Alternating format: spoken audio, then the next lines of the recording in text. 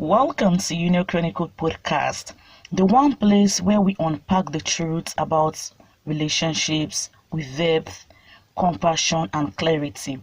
Today's episode is one many couples secretly need but rarely talk about openly. Let me begin with this question that might just hit home. Have you ever reacted to your spouse in a way you regretted? Not because of what they did, but because of something inside you. A tone you did not like, a word that felt too sharp, a sudden outburst you could not control, a shutdown you did not plan. Most disrespect in marriage does not come from cruelty. It comes from unhealed triggers. And today we are diving deep into how emotional triggers fuel contempt and how understanding them can save your marriage from silent destruction. Emotional triggers are those internal pain points, often rooted in the past, that cause exaggerated reactions in the present, like feeling ignored, triggers childhood neglect. Being corrected triggers old wound of being shamed, being asked questions trigger feeling control. Feeling misunderstood trigger past emotional abandonment. Your spouse says something small, but your heart hears something big. Triggers distort communication because you are responding to history, not the moment. You are reacting to fear, not fact. You are defending against old pain, not your spouse. When triggered, your nervous system goes into survival mode, fight, anger, criticism, contempt. And when it now comes to fight, you withdraw, avoidance, then you freeze, shutting down, silence, frown, pleasing while feeling resentful. This is where disrespect shows up in your harsh tones, sarcasm, rolling eyes, defensiveness, shutting down the conversation, dismissing their feeling, blaming instead of expressing. I know it is not intentional, but your spouse still feels unvalued, unloved, disrespected, unsafe, emotionally rejected. And every time these patterns repeat, emotional intimacy weakens. Here is what you can do.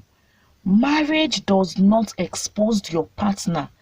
Marriage exposes you, your wounds, your fears, your insecurity, your unmet needs, and your unresolved childhood experience. But this exposure is not a punishment, it is an invitation to grow. I want you to ask yourself, what moments make me react strongly? What am I really feeling beneath the reaction? What story from my past does this remind me of? What fear shows up when my spouse says or does this?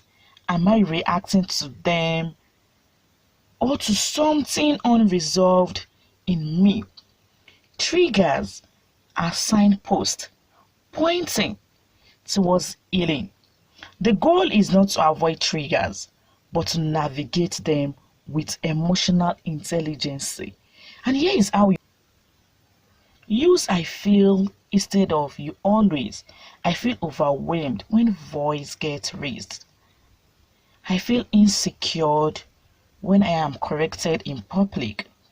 I feel hurt when my feelings are dismissed. It removes accusation and invites understanding. Explain the roots, not the reaction. Growing up, I felt unheard. So when it happens now, I shut down. This builds empathy. Ask for support, not perfection.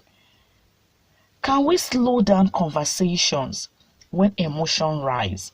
This open teamwork. Create a trigger map together.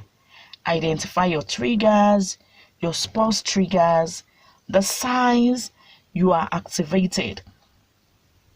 What helps you calm down? What behaviors worsen the trigger? This reduces unnecessary conflict dramatically. Healing is not instant.